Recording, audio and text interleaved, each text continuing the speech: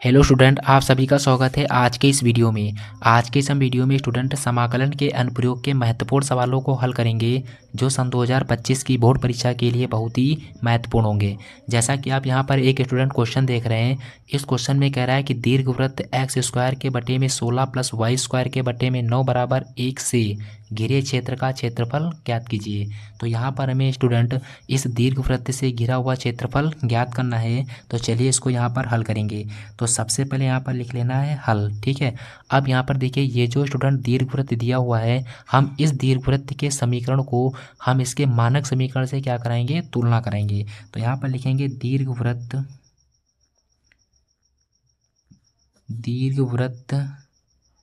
के मानक समीकरण। इसका जो मानक समीकरण होता है ये होता है स्टूडेंट एक्स स्क्वायर के बटे में ए स्क्वायर प्लस वाई स्क्वायर के बटे में बी स्क्वायर बराबर 1 से तुलना करने पर, ठीक है स्टूडेंट। ये जो हमें दीर्घवृत्त का समीकरण दिया था, हम इस दीर्घवृत्त के समीकरण की तुलना हम इसके मानक समीकरण से करा देंगे। तो जब हम इसकी से तुलना कराएंगे तो यहाँ से देखिए हमें ए स्क्वायर बराबर में मिलेगा 16। तो ए स्क्वायर बराबर में कितना हो गया, 16 हो गया। अब यहाँ से देखिए हम ए का मान निकालेंगे तो ए बराबर देखिए स्क्वायर हट जाएगा तो इधर लग जाएगा अंडर रूट में कितना, 16। तो ये हो जाएगा ए बराबर में देखिए 16 का वर्गमूल लेंगे तो यहाँ पर जो हमें ए का मान मिलेगा वो प्लस माइनस में कितना मिलेगा, 4 मिलेगा। क्योंकि स्टूडेंट 16 का जो वर्गमूल होता है वो कितना होता है, 4 होता है। और ये जो मान मिलेगा वो प्लस माइनस में मिलेगा। इसी प्रकार आप बी स्क्वायर की तुलना करेंगे तो बी स्क्वायर बराबर में हमें कितना मिलेगा, 9। तो ये हो जाएगा बी स्क्वायर बराबर में कितना, 9। तो यहाँ से इसके मान को निकालेंगे तो ये हो जाएगा बी बराबर में अंडर रूट 9। तो यहाँ से b बराबर में हमें मिलेगा प्लस माइनस में 9 किसका वर्गमूल होता है, 3 का होता है। तो b बराबर में यहाँ पर हमें प्लस माइनस में 3 मिल गया। अब यहाँ पर एक चीज़ और है स्टूडेंट, हम इस समीकरण को पहले हल करेंगे। किस प्रकार से हल करेंगे, यहाँ पर देखिए ये दिया हुआ है हमें एक्स स्क्वायर के बटे में 16 और प्लस में हमें दे रखा है वाई स्क्वायर के बटे में 9 इजक्वल टू में कितना है, 1 है। यहाँ से देखिए हम y के मान को निकालेंगे क्योंकि अभी इसकी हमें ज़रूरत होगी। तो ये देखिए प्लस का है, इसको हम बराबर के उधर भेजेंगे तो इसको हम पहले थोड़ा ऊपर कर लेते हैं। तो ये हो जाएगा स्टूडेंट वाई स्क्वायर के बटे में 9 बराबर में ये 1 लिखा है, लिख लो। ये प्लस का है, माइनस का हो जाएगा एक्स स्क्वायर के बटे में कितना, 16। अब देखिए इसको हम हल कर लेंगे और थोड़ा, तो ये हो जाएगा वाई स्क्वायर के बटे में 9 इजक्वल टू में देखिए एक्स स्क्वायर के बटे में 16 है तो 1 के बटे में कुछ नहीं, 1 मानकर तिरछी गुणा कराएंगे। तो ये हो जाएगा 16 एकम 16 माइनस में एक्स स्क्वायर में कितना, एक्स स्क्वायर और अपान में आएगा 16 एकम कितना, 16। इतनी बात को यहाँ पर आप समझ गए होंगे। अब देखिए क्या हो जाएगा कि ये वाई स्क्वायर के बटे में देखिए 9 है तो ये इस 9 को हम इधर भेजेंगे तो इसके गुणांक में आ जाएगा। तो यहाँ से हो जाएगा वाई स्क्वायर बराबर में 9 और देखिए ये 16 इसके बटे में है तो इसके भी बटे में हम लिख सकते हैं। और यहाँ पर ब्रैकेट में मिलेगा हमें 16 माइनस में एक्स का स्क्वायर। यहाँ से हमें वाई का मान निकालना है तो वाई के ऊपर स्क्वायर है तो स्क्वायर हटाएंगे तो इधर अंडर रूट मिलेगा। तो वाई बराबर हो जाएगा अंडर रूट में 9 बटे में 16 और ब्रैकेट में है 16 माइनस में एक्स का स्क्वायर, ठीक है। देखिए अब यहाँ से अंडर रूट को हटाएंगे तो ये हो जाएगा y बराबर में देखिए 9 अंडर रूट से बाहर आएगा तो 9 का वर्गमूल 3 होता है। 16 भी अंडर रूट से बाहर आएगा तो इसका वर्गमूल कितना होता है, 4 होता है। फिर यहाँ पर देखिए अंडर रूट में कितना हो जाएगा, ये 16 माइनस में एक्स का स्क्वायर। ये हमने क्या कर लिया है स्टूडेंट, y के मान को यहाँ पर हमने निकाल लिया है। अब यहाँ पर देखिए इतना हो गया। अब हम यहाँ क्या करेंगे, ये जो हमें दीर्घवृत्त का समीकरण दिया था इसकी सहायता से हम क्या बनाएंगे, सबसे पहले चित्र को बनाएंगे। तो चित्र में देखिए क्या होता है कि ये जो होता है यहाँ पर वाई एच होता है, ये हो गया वाई एच। और ये जो स्टूडेंट लाइन होती है इसे क्या कहते हैं, एक्स अक्ष कहते हैं। अब देखिए ये दोनों लाइन एक दूसरे को जिस बिंदु पर काटती हैं वो बिंदु कहलाता है मूल बिंदु, ठीक है। अब यहाँ पर देखिए क्या है कि ये वृत्त कहाँ से होकर के गुजरेगा, तो यहाँ पर देखिए दीर्घवृत्त दिया है एक्स स्क्वायर बटे में 16 प्लस वाई स्क्वायर बटे 9 बराबर में 1। यानी इस दीर्घवृत्त का जो केंद्र होगा वो कहाँ पर होगा, इसके मूल बिंदु पर होगा। और ये कहाँ से होकर के गुजरेगा, तो यहाँ एक्स स्क्वायर के बटे में कितना था स्टूडेंट, 16 था। तो यहाँ से हमें 16 को यहाँ पर जब हल किया तो हमें बिंदु मिला है एक्स बराबर में कितना, प्लस माइनस में कितना 4, यानी हमें एक्स अक्ष पर प्लस में 4 तक जाना है। तो देखिए ये 0 होता है, यहाँ पर 1 होगा, ये 2 हो जाएगा, ये 3 हो जाएगा, और यहाँ पर ये बिंदु कितना होगा, 4 का हो जाएगा। ठीक इसी प्रकार माइनस में भी 4 है, तो माइनस में भी 4 इधर की ओर मिलेगा, यहाँ पर ये बिंदु हो जाएगा माइनस में कितना, 4 का। ठीक है, इसी प्रकार देखिए y के बटे में कितना है, 9 है।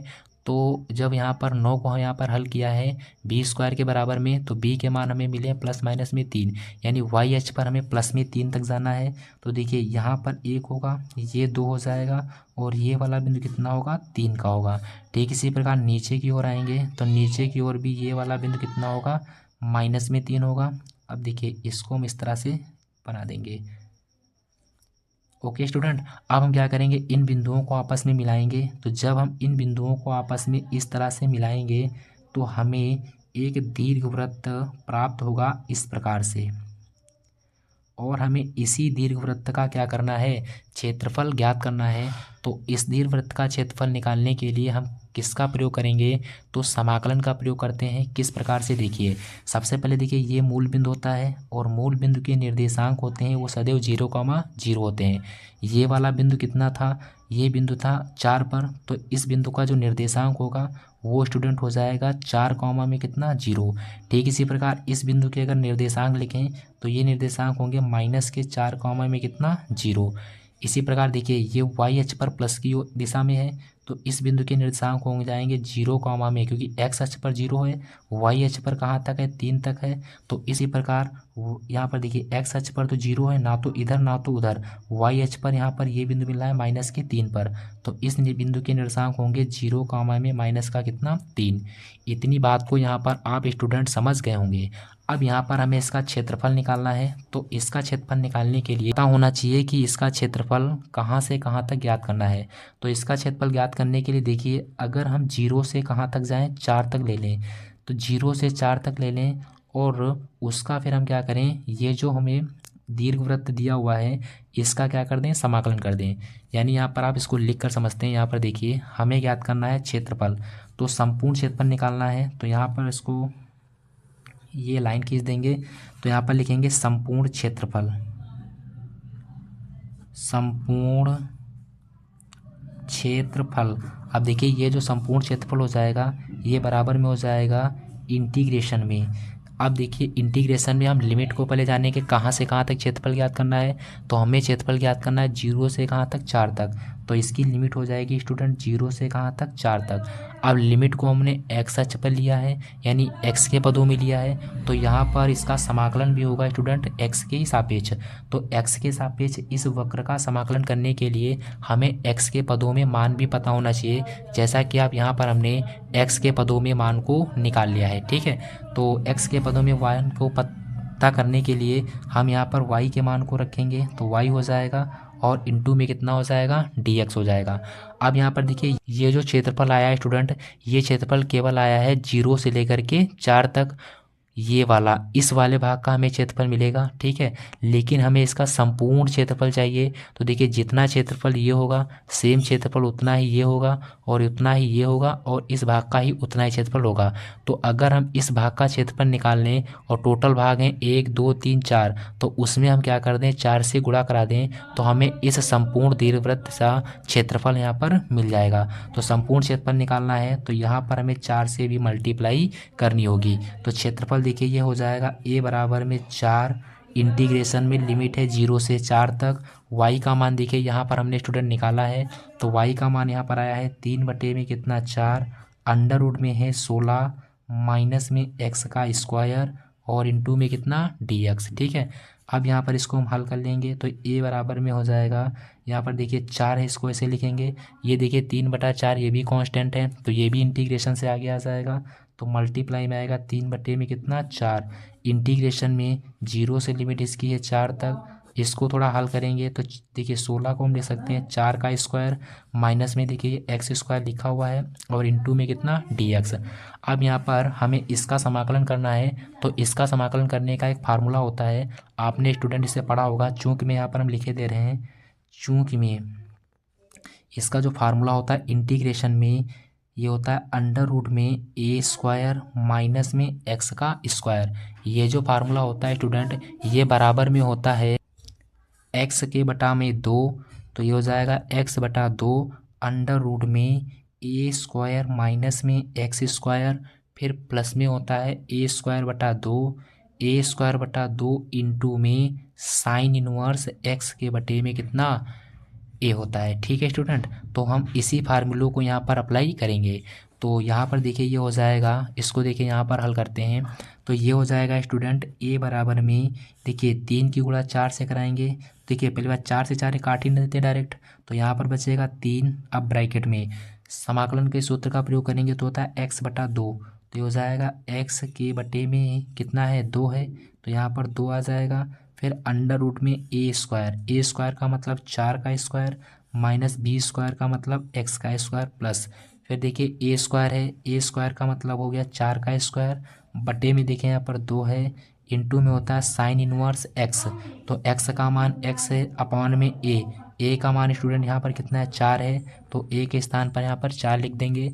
अब देखिए इसकी लिमिट कहाँ से कहाँ तक है, 0 से 4 तक है, तो लिमिट को यहाँ पर 0 से 4 रखेंगे। अब देखिए इसको हम हल कर लेंगे तो ये हो जाएगा ए बराबर में 3।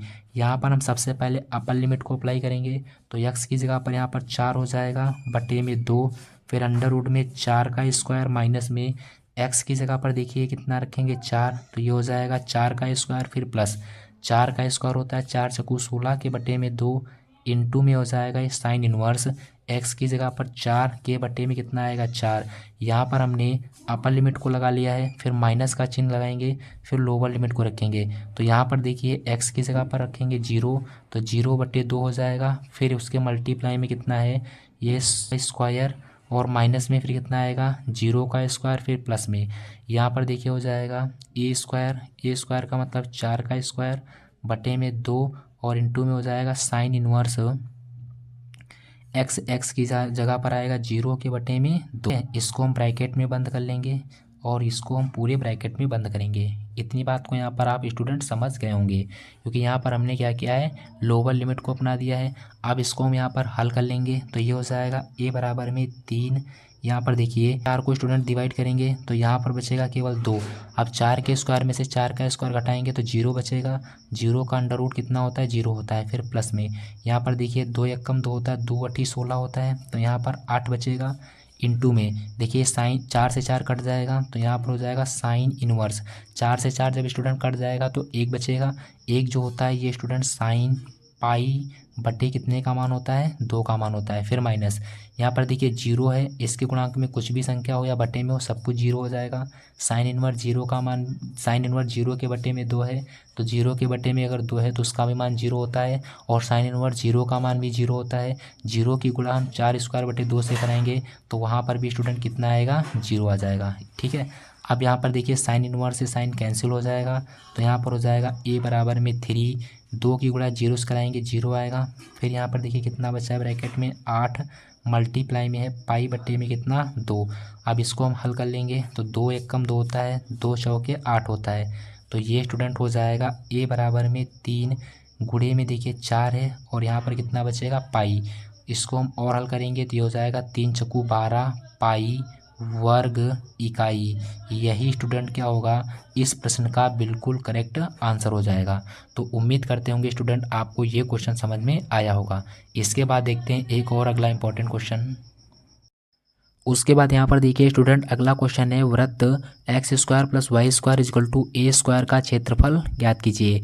तो यहाँ पर हमें वृत्त का क्षेत्रफल ज्ञात करना है, और हमें उस वृत्त का समीकरण दिया हुआ है एक्स स्क्वायर प्लस में वाई स्क्वायर इजकल टू में ए स्क्वायर। तो यहाँ पर लिखेंगे हल, ठीक है, क्योंकि यहाँ पर हमें इसको हल करना है। तो यहाँ पर देखिए वृत्त का समीकरण दिया है, ये है X square plus Y square is equal to में कितना, ए स्क्वायर। अब देखिए ये एक ऐसे वृत्त का समीकरण है जिसके केंद्र 0,0 होंगे। अब यहाँ पर हम क्या करेंगे, हमें इस वृत्त की त्रिज्या को पता करना है। तो त्रिज्या को पता करने के लिए हम इस वृत्त की तुलना इसके मानक समीकरण से कराएंगे। तो यहाँ पर लिखेंगे वृत्त के समीकरण की तुलना, वृत्त के समीकरण की तुलना मानक समीकरण ये होता है इसका X square plus Y square बराबर आर स्क्वायर से करने पर। ठीक है, जब हम इस वाले समीकरण की तुलना इसके मानक समीकरण से कराएंगे तो यहाँ पर देखिए हमें आर स्क्वायर बराबर में मिलेगा कितना, ए स्क्वायर। ठीक है, अब यहाँ से हम आर का मान निकालेंगे, मतलब इस वृत्त की त्रिज्या निकालेंगे। तो वृत्त की त्रिज्या हो जाएगी आर बराबर में अंडर रूट, क्योंकि स्क्वायर हटाएंगे इधर अंडर रूट लगेगा, तो अंडर रूट में हो जाएगा ए का स्क्वायर। तो यहाँ से आर बराबर हमें मिलेगा प्लस माइनस में कितना, ए, यानी जो वृत्त की स्टूडेंट त्रिज्या होगी वो कितनी हो जाएगी, ए हो जाएगी। ठीक है, यहाँ पर हमें वृत्त की त्रिज्या मिल गई। अब इस समीकरण को हल करके एक्स के पदों में वाई का मान निकालेंगे। तो यहाँ पर देखिए स्टूडेंट, हम एक्स के पदों में वाई का मान निकालेंगे तो ये हो जाएगा वाई स्क्वायर इजकल टू में ए स्क्वायर माइनस में कितना होगा, एक्स स्क्वायर, क्योंकि ये एक्स स्क्वायर प्लस का है, इधर आएगा तो माइनस का हो जाएगा। तो यहाँ से हमें वाई बराबर मिलेगा अंडर रूट में ए स्क्वायर हटेगा तो इधर अंडर रूट लग जाएगा, ए स्क्वायर माइनस में कितना, एक्स स्क्वायर। तो यहाँ पर हमें ये ए वाई का मान मिल गया है। तो पहले हम इसका यहाँ पर चित्र समझेंगे। तो चित्र में देखिए क्या होता है, ये होता है वाई अक्ष और ये होता है एक्स अक्ष। यहाँ पर देखिए वृत्त की जो त्रिज्या है वो कितनी है, ए मीटर है या ए है। तो यहाँ पर इसका जो केंद्र होगा वो कहाँ पर होगा, इस वृत्त का मूल बिंदु पर होगा। तो वृत्त जो होगा वो कुछ इस प्रकार से होगा ये। ठीक है, हमें इस वृत्त का यहाँ पर क्षेत्रफल ज्ञात करना है। तो ये इसका केंद्र हो गया, इसकी जो त्रिज्या है वो कितनी है, ए है। तो यहाँ पर देखिए इस बिंदु के अगर निर्देशांक देखें तो इस बिंदु के निर्देशांक होंगे ए कॉमा में कितना, 0, और इस बिंदु के निर्देशांक होंगे 0 कॉमा में ए, क्योंकि यहाँ पर त्रिज्याएं सभी आपस में बराबर होती हैं। यहाँ से यहाँ तक ए है तो ये भी ए होगा, ये भी ए होगा, और ये भी कितना होगा स्टूडेंट, ए हो जाएगा। इसका क्षेत्रफल ज्ञात करने के लिए देखिए हम लिमिट का प्रयोग करेंगे 0 से कहाँ तक, ए तक, और उसके बाद में हम इसका एक्स के पदों में समाकलन करेंगे, यानी एक्स के सापेक्ष समाकलन कर देंगे और हमें इसका अभी क्षेत्रफल मिल जाएगा। वो भी किस भाग का क्षेत्रफल मिलेगा, केवल इस वाले भाग का मिलेगा।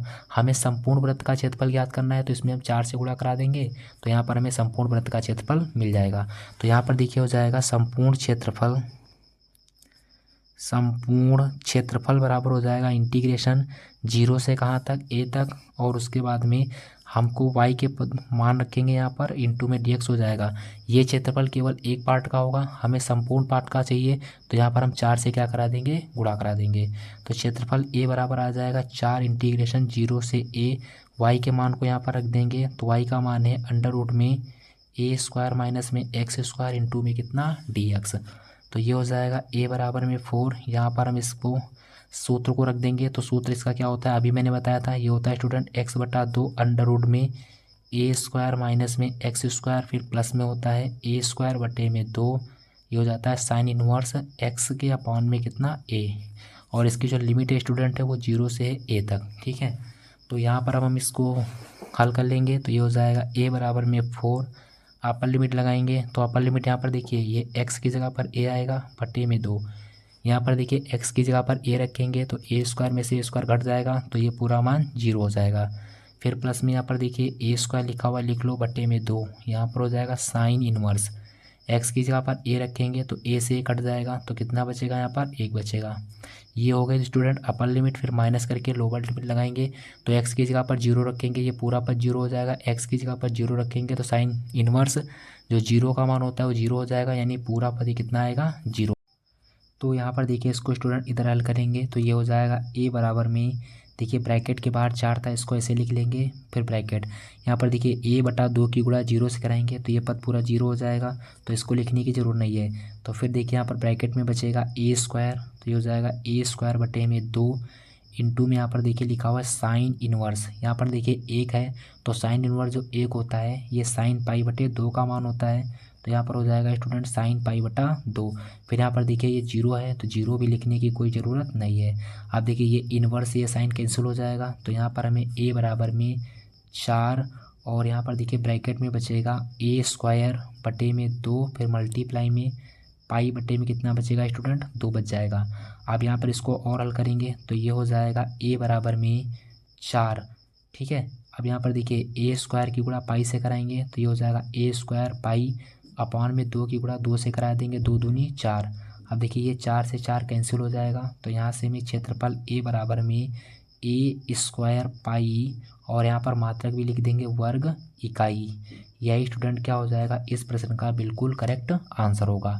तो उम्मीद करते होंगे स्टूडेंट आपको ये क्वेश्चन समझ में आया होगा। अगर वीडियो पसंद आई हो तो चैनल को सब्सक्राइब लाइक अवश्य करें। जय हिंद, जय Bharat, thank you, all the best.